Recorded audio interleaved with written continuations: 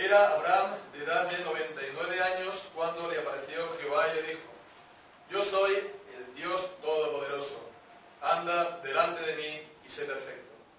Y pondré mi pacto entre mí y ti, y te multiplicaré en gran manera. Entonces Abraham se postró sobre su rostro, y Dios habló con él, diciendo: He aquí, mi pacto es contigo, y serás padre de muchedumbre de gentes.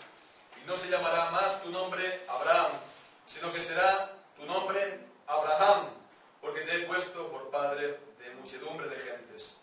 Y te multiplicaré en gran manera, y haré naciones de ti, y reyes saldrán de ti.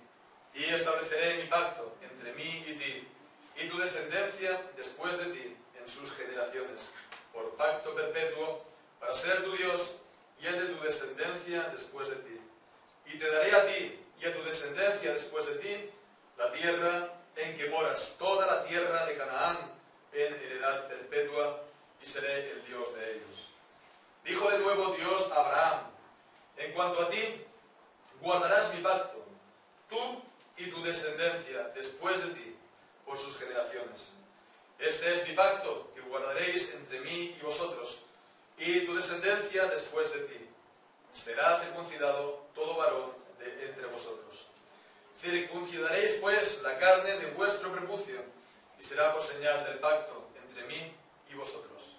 Y de edad de 8 días será circuncidado todo varón entre vosotros, por vuestras generaciones, el nacido en casa, y el comprado por dinero a cualquier extranjero que no fuere de tu linaje. Debe ser circuncidado el nacido en tu casa, y el comprado por tu dinero.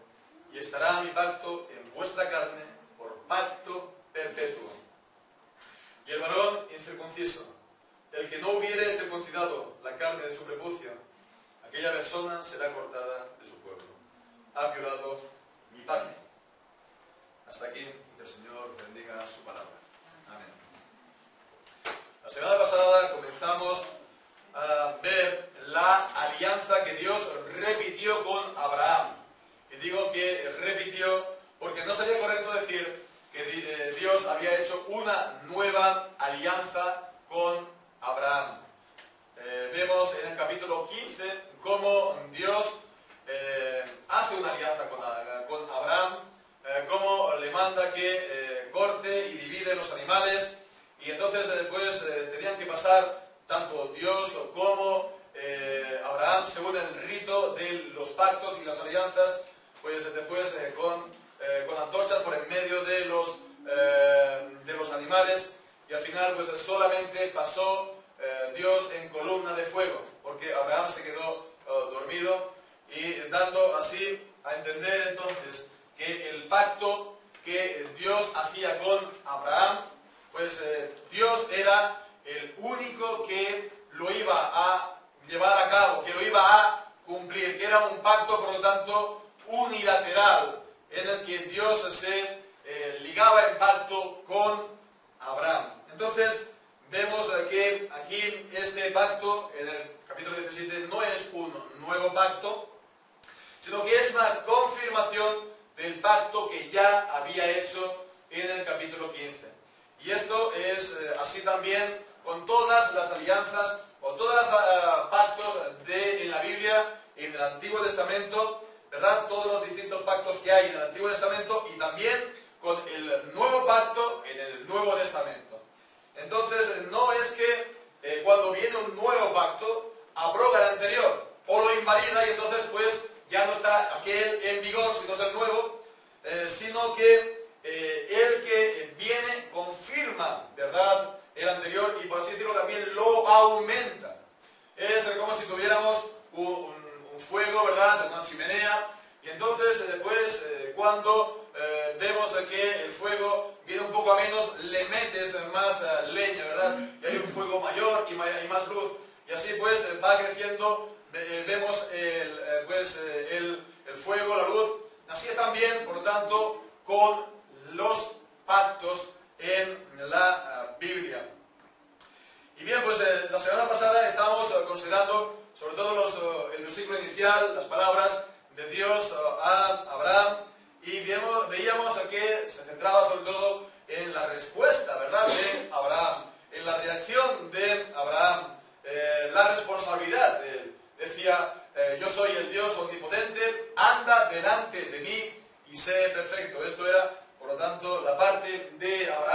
pacto, su responsabilidad. Pero ahora en estos versículos que hemos leído, sobre todo está hablando de la parte de Dios en el pacto. Y esto pues para incitar y mover más aún a Abraham a lo que es su parte, a cumplirlo, a llevarlo a la práctica. Entonces, bien, vemos en estos versículos lo que significa que Dios entre en pacto con Abraham y entre en pacto con nosotros, los creyentes. Hemos leído Gálatas capítulo 3, porque ahí dice que los creyentes del Nuevo Testamento, los creyentes del nuevo pacto, somos hijos de Abraham.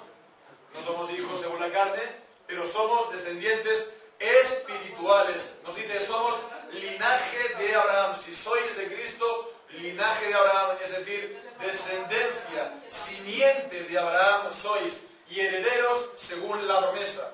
Las promesas de Dios del pacto que vemos aquí. Herederos de las mismas promesas por la fe. Entonces vemos, como decimos, este pacto, la parte de Dios en el pacto, y esto sin duda es una de las mayores necesidades en el día de hoy para los creyentes, para la iglesia evangélica y en general. Recuperar pues el verdadero sentido del pacto, el pleno sentido de lo que es el pacto de Dios, lo cual solamente se puede llegar cuando contemplamos el pacto desde la perspectiva de Dios, la parte de Dios en el pacto. Entonces es lo que con la ayuda del Señor vamos a estar tratando, considerando en esta tarde. Y lo podemos ver, sobre todo, vamos a verlo esta tarde, sobre todo haciendo atención al vocabulario que emplea aquí Moisés en este capítulo, y de este vocabulario podemos extraer dos ideas principales en cuanto al pacto de Dios. Vemos pues, en primer lugar, que el pacto es una, y lo podemos decir ya, esta idea, una disposición soberana de Dios. Es decir, algo que Dios dispone de una manera soberana, ¿verdad? Como soberano. El pacto, por lo tanto, tiene este gran parecido con un testamento, que es algo que alguien da a sus sucesores como un legado, y lo hace de su iniciativa. Entonces, por eso, de hecho, se le llama Antiguo Testamento y Nuevo Testamento, porque la palabra testamento significa alianza, ¿verdad? Pacto. El antiguo pacto y el nuevo pacto, pero es en este sentido que es algo que Dios da de una manera soberana, una disposición soberana de Dios. Y decíamos que se ve sobre todo en cuanto al vocabulario. Podemos ver aquí en el versículo 2 cuando dice: y pondré mi pacto entre mí y ti. Pondré mi pacto. Tendremos que decir que literalmente es más bien daré mi pacto. Daré mi pacto. Y si esta idea pues nos puede resultar a lo mejor algo extraña al principio, pues podemos comparar con lo que dice Ezequiel capítulo 31 en el versículo 33. También en el pasaje del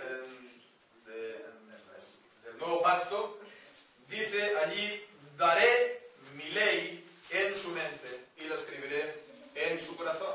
Vemos, daré, la misma palabra, el mismo verbo. Dios se encarga de dar la ley en sus corazones.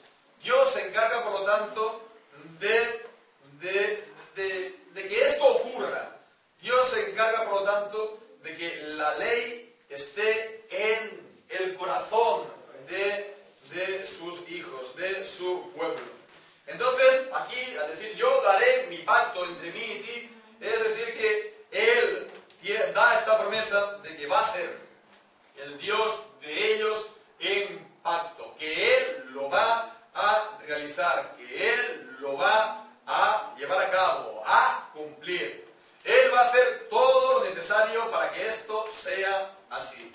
Entonces, en cuanto a mi pacto, Mi pacto también, esto es una expresión muy presente en la Biblia, hablando de memoria, creo que son 44 veces, ¿verdad? 44 veces que está esta expresión, mi pacto. La primera de estas se encuentra en Génesis capítulo 8, en el versículo 18, perdón, capítulo 6, versículo 18, cuando dice a Noé, mas estableceré mi pacto contigo, mi pacto contigo. Y bueno, pues decimos que está a lo largo de todo el Antiguo Testamento, pero sobre todo aquí en el capítulo 17 de Génesis. En el capítulo 17 de Génesis está hasta 9 veces, es decir, que está prácticamente un cuarto de las veces, un 25% aproximadamente de todas las veces que aparece en el Antiguo Testamento. Hemos leído aquí en el versículo 2, pondré mi pacto entre mí y ti. Y podemos leer también en el versículo 4, he aquí mi pacto es contigo, y serás padre de muchedumbre de gentes. También en el versículo 7 vemos, y estableceré mi pacto entre mí y ti, y tu descendencia después de ti. También en el versículo 9, dijo de nuevo Dios a Abraham, en cuanto a ti guardarás mi pacto tú y tu descendencia después de ti. También en el versículo 10, este es mi pacto. Este es mi pacto que guardaréis entre mí y vosotros. El versículo 13 también lo dice, cuando dice, debe ser circuncidado el nacido en tu casa. Y dice, y estará mi pacto en vuestra carne. También dice en el versículo 14, el varón incircunciso, al final de la frase, ha violado mi pacto. También en el versículo 19, y confirmaré mi pacto con él como pacto perpetuo. Y también versículo ya por último, versículo 21, mas yo estableceré mi pacto. Bien, he querido pues también leer todas estas veces para que simplemente de leerlo nos damos cuenta, no solamente recibe uno la impresión de que habla Dios mi pacto, en el sentido de que es algo que Él va a hacer, sino vemos que incluso está la idea de propiedad. Es mi pacto, en el sentido de que es el pacto mío. No solamente de que Él es el autor, que lo es, sino también que el pacto es suyo, es de Dios. Es un pacto santo, porque es de Dios, porque procede de Dios y porque hace que los hombres pues estén en pacto con Él. Entonces es el pacto de Dios. Y por último, podemos ver también, en cuanto al vocabulario, vemos también esta frase en el versículo 7. Dice, estableceré mi pacto. Estableceré mi pacto, muy parecida pues a la del versículo 2, al inicial, pero también es distinta. Estableceré mi pacto es mucho más común en el Antiguo Testamento. Establecer el pacto o mi pacto literalmente significa levantaré, haré firme, y de ahí pues establecer, ¿verdad? Entonces, bien, hemos leído en el capítulo 6, en el versículo 18, que también es la primera vez que aparece esta expresión, la palabra que Dios dio a Noé. Mas estableceré mi pacto contigo y entrarás pues en el arca, etcétera, etcétera. Tú estableceré mi pacto contigo. También en el capítulo 9, versículo 11, con su familia. Dice, estableceré mi pacto con vosotros. Y aquí pues en el capítulo 17 vemos como también lo dice con respecto a personas. Dice ciertamente, Sara tu mujer dará a luz un hijo, llamará su nombre Isaac, y confirmaré mi pacto con él como pacto perpetuo. Con Isaac, así también en el versículo 21, cuando dice, estableceré mi pacto con Isaac. Y también pues después de él, con su descendencia. Entonces pues teniendo en mente lo que habíamos dicho, que es levantar, significa esto que él no va a permitir que su pacto caiga. No va a permitir que su pacto caiga a tierra. Él lo levanta y lo pone firme. Esto pues vemos que Él no va a permitir que su pacto pase al olvido, caiga en el olvido, sino que Él se acuerda de su pacto, como encontramos esto también en Éxodo, capítulo 6, versículo 5, cuando Israel estaba en servidumbre en Egipto, dice, asimismo, yo he oído el gemido de los hijos de Israel, a quienes hacen servir los egipcios,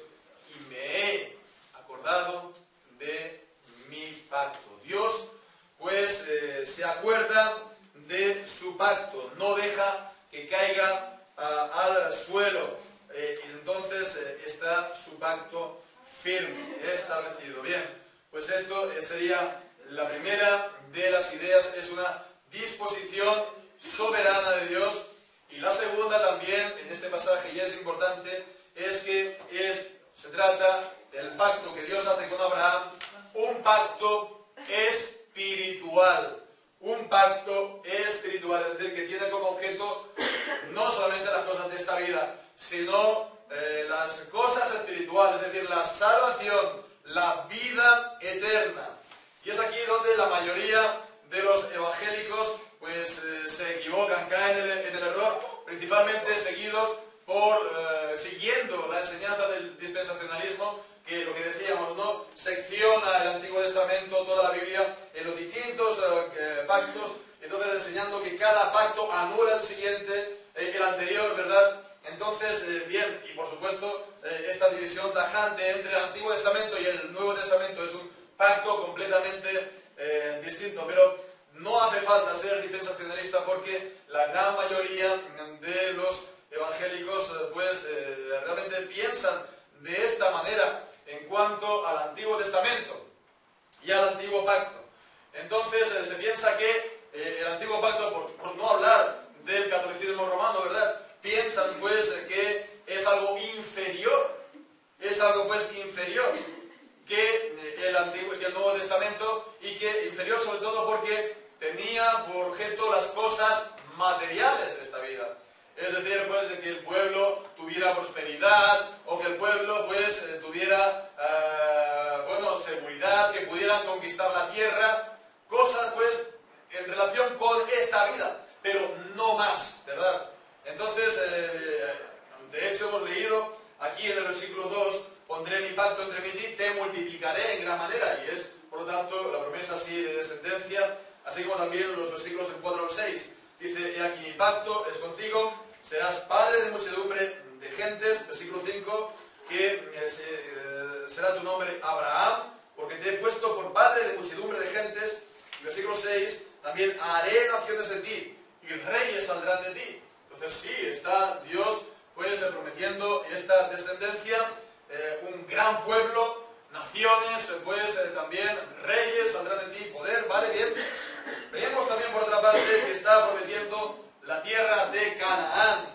Dice el versículo 8, te daré a ti y a tu descendencia la tierra en que moras, toda la tierra de Canaán. Y todo esto, sí, cierto, aquí está. Pero no es todo. Vemos en el versículo 7 la gran promesa que Dios da a Abraham. Dice, estableceré mi pacto entre mí y ti y tu descendencia después de ti en sus generaciones por pacto perpetuo para ser tu Dios y el de tu descendencia después de ti.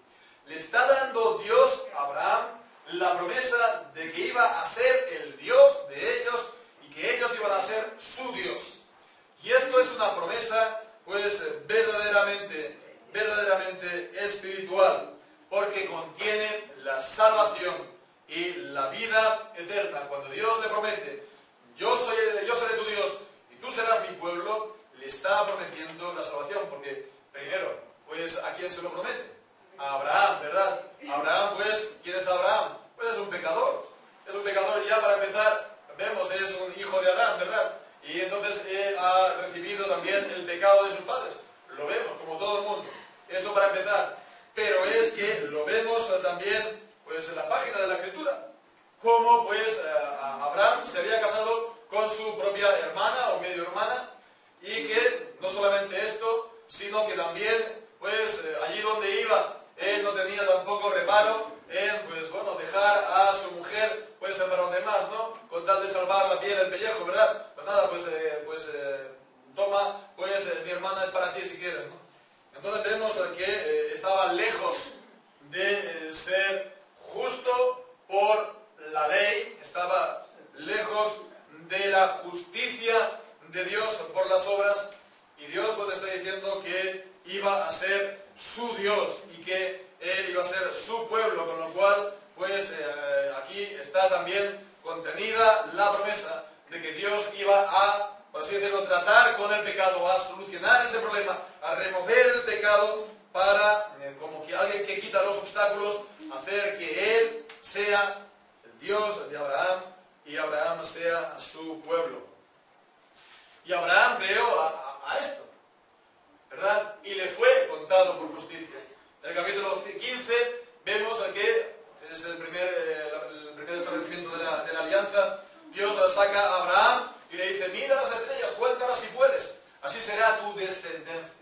Y cuando estaba diciendo esta descendencia, era también retomar la promesa que le había dado en el capítulo 12, de que de tu descendencia serán benditas todas las naciones de la tierra. La promesa, por lo tanto, del Mesías, la promesa, por lo tanto, del Cristo que había de venir, y que en él serían benditas todas las naciones de la tierra.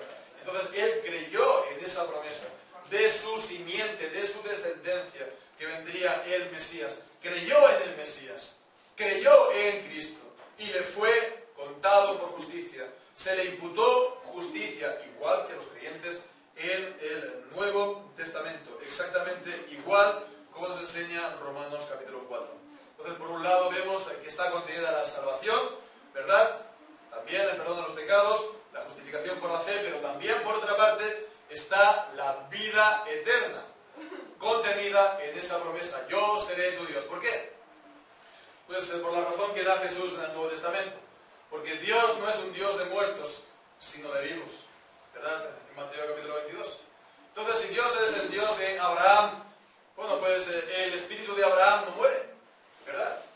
El espíritu, el alma de Abraham no muere. El alma de los hombres no muere, ¿verdad? Muere su cuerpo, pero no su alma.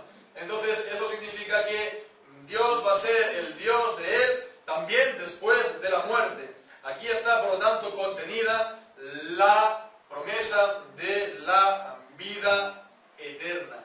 Y esto es entonces una promesa espiritual. Y es una promesa que atraviesa toda la Biblia. Es una promesa: yo seré tu Dios y vosotros seréis mi pueblo, que atraviesa todo el Antiguo Testamento, pero también lo encontramos en el Nuevo Testamento. E incluso lo hemos cumplido, ¿verdad? En los cielos nuevos y en la tierra nueva. Pues vemos en el capítulo 21 de Apocalipsis, en el versículo 3. Oí una gran voz del cielo que decía: he aquí el tabernáculo de Dios con los hombres, y Él morará con ellos, y ellos serán su pueblo, y Dios mismo estará con ellos como su Dios. Y versículo 7, el que venciere heredará todas las cosas, y yo seré su Dios, y Él será mi hijo. Por eso vemos el pacto con Abraham es un pacto perpetuo, es decir, eterno. Y lo hemos leído, por lo tanto, aquí también, en el versículo 19, por ejemplo, cuando dice: confirmaré mi pacto con él como pacto perpetuo. Pacto perpetuo es pacto eterno. ¿Por qué? Pues porque este pacto tiene su origen ¿dónde? En la eternidad pasada, antes de la fundación del mundo, ¿verdad? Dios ya lo concibió, ¿verdad? Como por ejemplo también el decreto y las obras de providencia. Pero las obras de providencia, del decreto, se desarrollan en el tiempo, pero llegan a un fin. Cuando venga Cristo y cuando sean los cielos nuevos y tierra nueva, se acabará. Esto es algo del transcurso de la historia, ¿verdad? Nuestra propia vida aquí abajo. Pero no es así con el pacto de gracia. No es así con el pacto de gracia, porque está formado en la eternidad pasada, pero llega hasta la eternidad futura.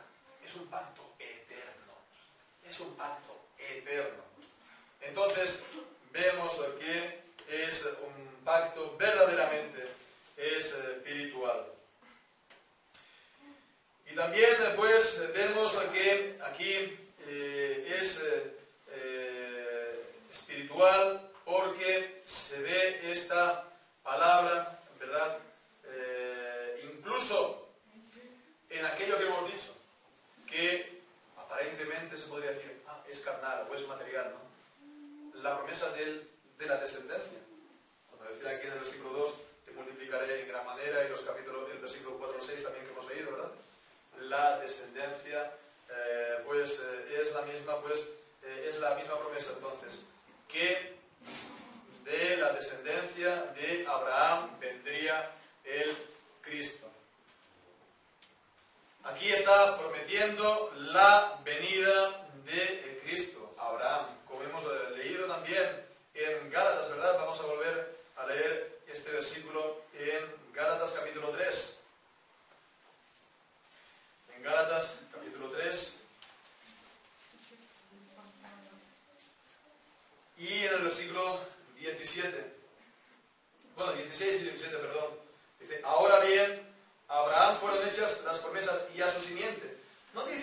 las simientes, como si hablase de muchos, sino como de uno, y a tu simiente, la cual es Cristo. Entonces aquí estaba contemplándose a Cristo, se estaba prometiendo a Cristo. La simiente de Abraham, la descendencia de Abraham era Cristo. En él iban a ser benditas todas las naciones de la tierra, en Cristo. Aquí se estaba prometiendo, por lo tanto, la venida, el advenimiento del Mesías. Y también en cuanto a la tierra de Canaán, el versículo 8 que hemos leído, pues te daré a ti y a tu descendencia la tierra donde moras, la tierra de Canaán, por pacto perpetuo. Pues esto es pacto perpetuo, lo decíamos, ¿verdad? Alianza perpetua. Entonces esto es, vemos en la misma palabra de Dios, una figura del reposo eterno. En la tierra de Canaán no podrían reposar para siempre, pero era una figura, un tipo del reposo eterno, como vemos en Hebreos, ¿verdad? En el capítulo 4, y leemos ahí unos versículos cuando habla a que Josué conquistó la tierra de Canaán para Israel. Pero leemos ahí en el versículo 3, los que hemos creído entramos en el reposo de la manera que dijo, por tanto juré en mi ira, no entrarán en mi reposo, aunque las obras suyas están acabadas desde la fundación del mundo. Versículos 8 y 9. Porque si Josué les hubiera dado el reposo, no hablaría después de otro día. Por tanto, queda un reposo para el pueblo de Dios. El reposo eterno de los santos. Estar para siempre con el Señor en los cielos nuevos y en la tierra nueva. Por lo tanto, vemos que el pacto de Dios, que era disposición soberana de Dios, es también un pacto espiritual, y decíamos que esto generalmente no es visto así. Y el pacto del Antiguo Testamento pues normalmente se considera como algo de los judíos, como algo pues de Israel, como algo pues inferior, no carnal, material, de aquí de esta vida, pero no espiritual, no eterno. Y esto es, vemos, no es así. Y que esto también trae pues graves consecuencias. En primer lugar, hemos de pensar, como consecuencia, el antisemitismo que ha habido a lo largo de la historia, ¿verdad? Antisemitismo, es decir, el odio en contra del pueblo de los judíos, el pueblo de Israel, que conocemos cómo ha acabado en este siglo XX pasado, pues con el intento de exterminio de los judíos aquí en Europa, por manos de los nazis, ¿verdad? De los nacionalsocialistas alemanes, Hitler, etc. Entonces, ¿esto por qué ha sido? Pues también esto no ha venido tampoco, es cierto que no ha venido de la nada. Ha habido pues también un transcurso de siglos en los que había esta enseñanza en cuanto a los judíos, de que su pacto era inferior, era también un prejuicio de, mira, esto es algo atrasado, ¿verdad? Lo que leemos aquí en el Antiguo Testamento, estas historias son algo pues, a veces dicen bárbaro, ¿verdad? Entonces pues es algo que nosotros los cristianos afortunadamente no tenemos nada que ver con ellos. Y sin darse cuenta que el pacto que había dado era espiritual, las promesas eran también espirituales en cuanto al Evangelio, las promesas también de Dios permanecen, ¿verdad? Se cumplen en los elegidos del pueblo, sí, pero pues de alguna manera están todavía sobre el pueblo. Romanos capítulo 9, sobre todo capítulo 11, ¿verdad? Que el pueblo pues ha sido santificado en la raíz, ¿no? La imagen pues esta del olivo. Entonces ellos son santificados, ¿no? Ellos son amados por los padres, por causa de los padres, como dice el mismo Romanos 11. Ellos son amados por causa de los padres, por Abraham, Isaac y Jacob, de los patriarcas. Así, por lo tanto, vemos que por eso también ha habido este antijudaísmo, antisemitismo, ¿no? que ha estado pues también en países pues, de tradición católica romana, porque exactamente igual han pensado así pues del Antiguo Testamento y del pacto de Dios con el pueblo de Israel. Pero también, de una manera más cercana a nosotros, la consecuencia normal que esto ha tenido ha sido pues el rechazo, ¿verdad?, al bautismo de los niños, o el bautismo de los hijos de los creyentes, que sabemos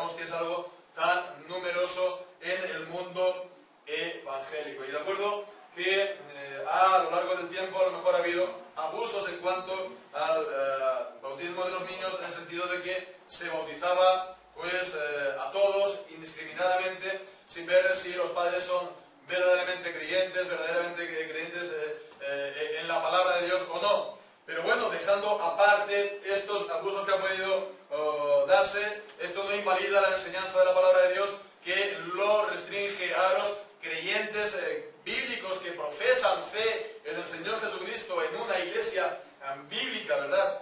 Y entonces, bien, como digo, esto ha sido rechazado o ha sido despreciado, ¿verdad? Entonces, pues, como alguno que es bien conocido, pues hace poco ha dicho, ¿verdad?, que el bautismo infantil era, decía él, el becerro de oro de los reformadores. Pensemos, ¿no? El becerro de oro en la Biblia de los reformadores. Está aquí diciendo esto, pues, de Lutero o de Calvino. Está diciendo esto de Zwinglio, de Bucero o de Bullinger, de Debres o de Gnos o de Reina o de Valera o de todos los reformadores que hubo, o de los miles y miles de pastores en la Reforma hasta nuestros días que han bautizado niños pues en obediencia a la palabra de Dios y conforme a la ordenanza de Dios en su palabra. Entonces, bien, fijémonos lo que dice aquí la palabra de Dios en cuanto a esta práctica pues que tiene su origen aquí en este pasaje. Dice el versículo 10: este es mi pacto que guardaréis entre mí y vosotros, y tu descendencia después de ti, será circuncidado todo varón de entre vosotros. Y esto es una promesa también, esta es una ordenanza de Dios para Abraham, ¿verdad? De incluirlo a su hijo Isaac en el pacto. De incluirlo en el pacto. Entonces él pensaría, bueno, ¿Isaac creerá? No lo sabía, ¿no? Como hombre, ¿verdad? Desde el punto de vista de hombre, él no podía asegurarlo de que así fuera. Y de hecho, pues tenemos aquí que, bueno, también iba a circuncidar a Ismael. Y él tampoco, pues, sería elegido, ¿no? Sería rechazado. Pero entonces vemos que el Señor lo ordena a todos los que están en su casa. Y decíamos acerca del pacto. Dios decía, mi pacto. Pues fijémonos que aquí se está estableciendo el versículo 10, diciendo, este es mi pacto. Entonces, 2 puntos. Será circuncidado todo varón de entre vosotros. Se está hasta casi identificando el pacto de Dios con la señal del pacto. Dice también más adelante que circuncidaréis, pues, versículo 11, la carne de vuestro prepucio, y será por señal del pacto entre mí y vosotros. Señal. Entonces vemos que era señal del pacto. Era sacramento del pacto. Romanos capítulo 4 dice que era señal y sello de la justicia por la fe. La circuncisión. Señal y sello de la justicia por la fe. No era algo pues solamente carnal, ¿verdad?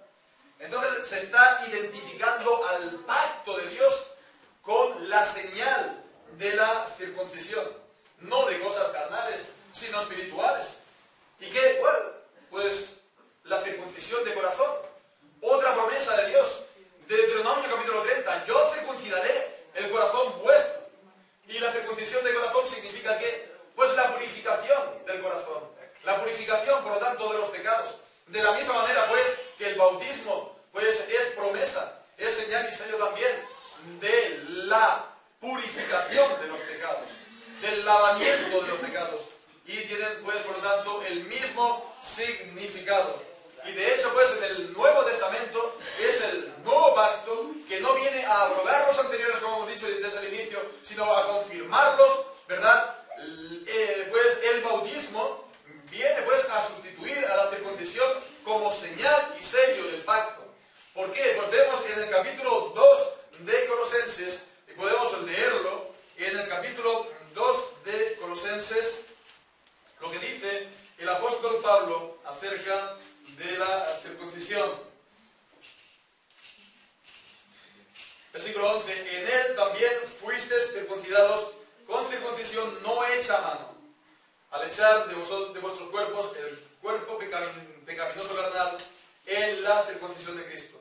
Circuncisión no hecha a mano, circuncisión de Cristo. Y dice a continuación, versículo 12, sepultados con Él en el bautismo, en el cual también fuiste resucitados con Él. Entonces está identificando, vemos, la circuncisión con el bautismo. No es una circuncisión hecha a mano, ¿verdad?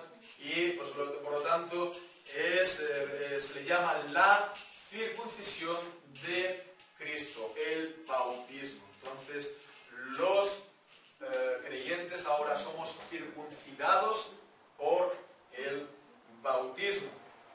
Está clara la enseñanza aquí en Colosenses 2. Los creyentes somos circuncidados en el bautismo.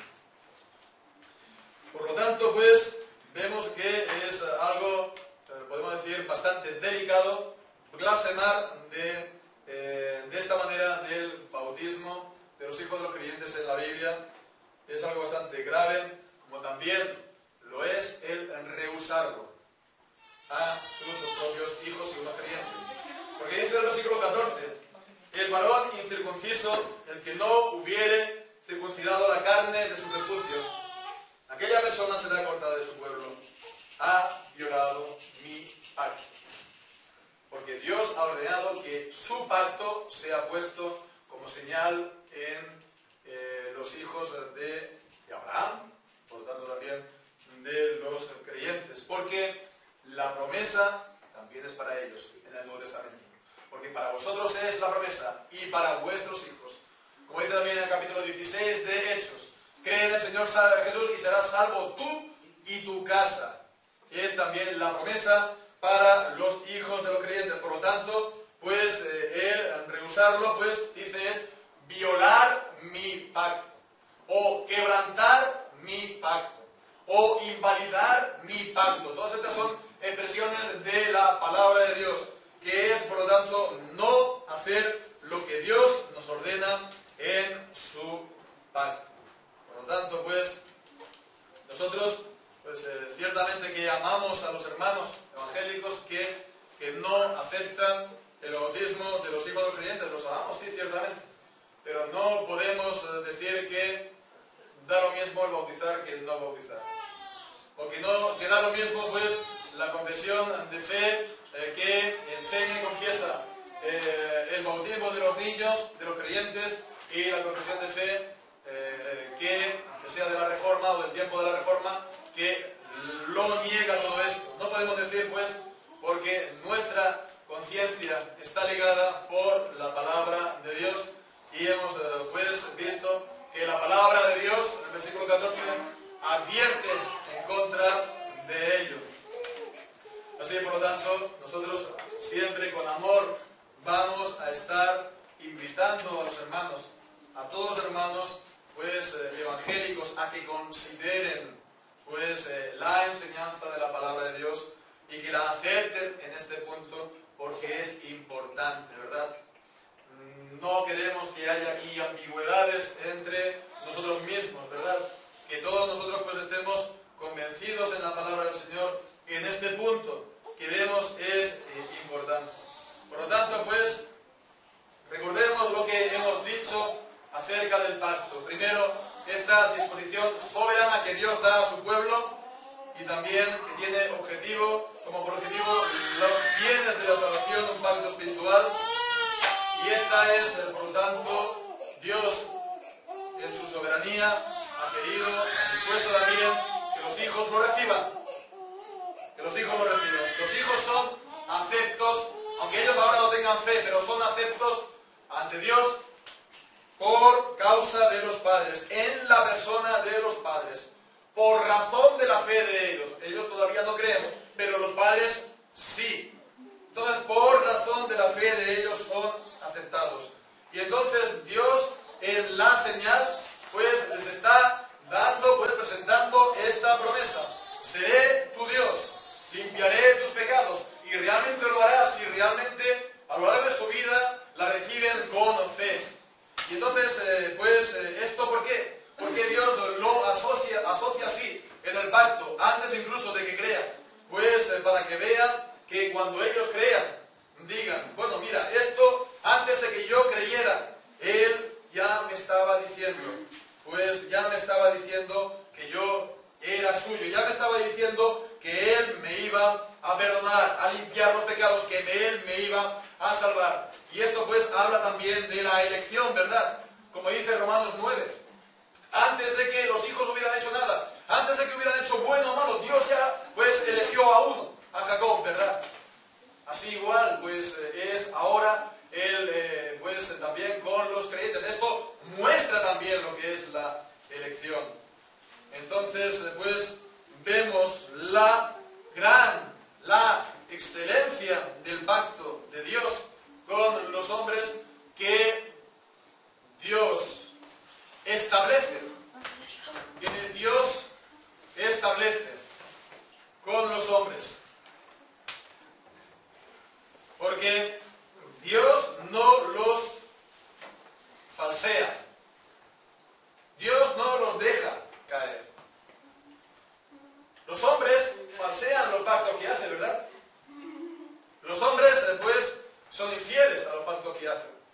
Pero Dios nunca es infiel a las promesas que Él ha dado. Nunca es infiel a su pacto. Los hombres se olvidan de cumplir sus promesas.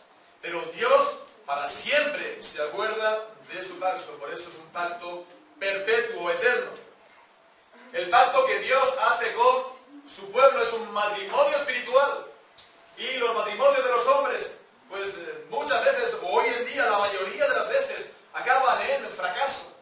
Pero el matrimonio de Dios con su pueblo, que es un pacto, es una alianza de Dios con su pueblo, no cae. Dios no lo deja caer, porque Dios es fiel a su pueblo, con sus elegidos.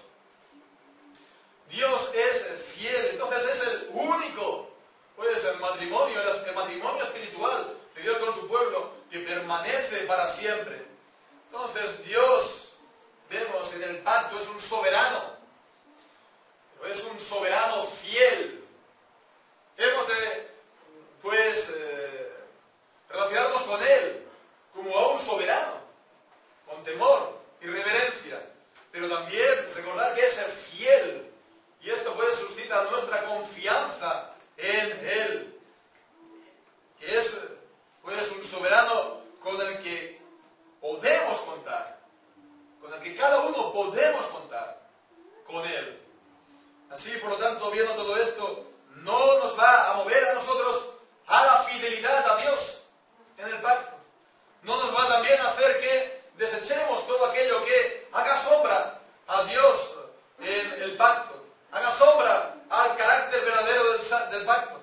No nos va esto a incitar a nosotros a desechar también todo aquello que pueda hacer competencia a Dios mismo en el pacto. En el pacto, pues, hemos de estar pues completamente pues dados para Dios. Completamente dados para Dios. Como dice, pues amar a Dios con todo tu corazón, con toda tu mente, con todas tus fuerzas. Y también, pues, como Dios nos lo manda, al prójimo como a nosotros mismos. Pero el amor sin condiciones, el amor pues incondicional y pleno es para Dios o solo. Ni para el trabajo, ni para la familia, ni para cualquier otra cosa aquí abajo. Solo para Dios. Entonces, eso es también como Dios nos ama a los creyentes. De manera exclusiva. Y así pues dice Pablo a los Corintios, ¿verdad? 2 Corintios capítulo 11. Os celo, con celo de Dios, para presentaros en el pacto con Dios como una virgen pura a Cristo. Y Santiago capítulo 4 nos dice, el Espíritu que habita en nosotros nos anhela celosamente. Entonces, que esto también mueva este corazón nuestro para tener celo por Dios en el pacto, ¿verdad? Y que nuestro mayor anhelo sea andar con Dios en el pacto y serle fieles, ¿verdad? Para siempre. Y también, pues tengamos nosotros pues nuestra visión en que este pacto es en el mediador Jesucristo, que ha establecido este pacto en su muerte y su resurrección. Es el mediador del pacto, es el fiador